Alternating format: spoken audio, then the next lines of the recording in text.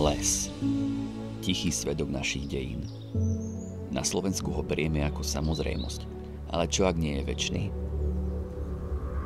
Island mal v minulosti množstvo lesov, o ktoré prišiel počas doby osídľovania. Z pôvodných 40% lesnatosti nezostalo skoro nič a cesta späť je dnes extrémne obťažná. Silné vetry, pôda chudobná na dusík, ale aj voľne pasúce sa zvieratá.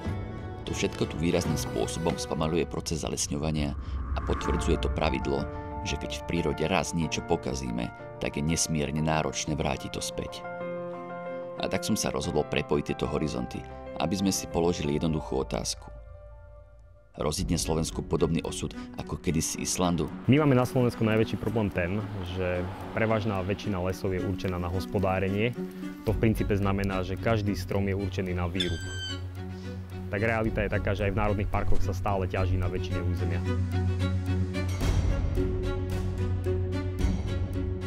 Už spomínané fakty o smutnej histórii islandských lesov ma priviedli ku ďalšiemu nápadu, ako tému odlesňovania posunúť ďalej.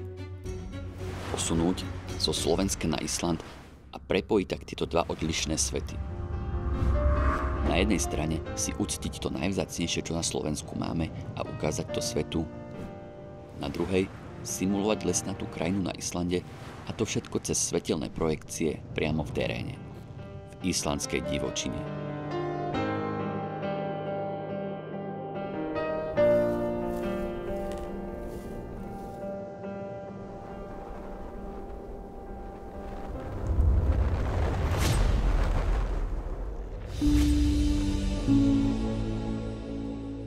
The aim of the state is to reclaim about 5% of the birch woodlands within the next decades. But in the future we are a bit worried about the birch on the lowlands because it's getting a bit warmer in Iceland.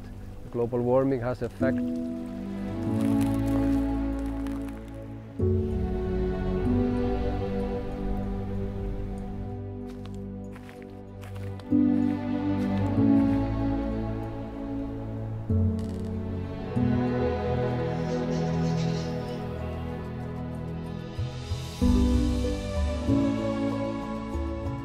You are lucky in Slovakia. You have a mountainous forest close to what you would call natural. And I think it's important to have those and protect those for the future.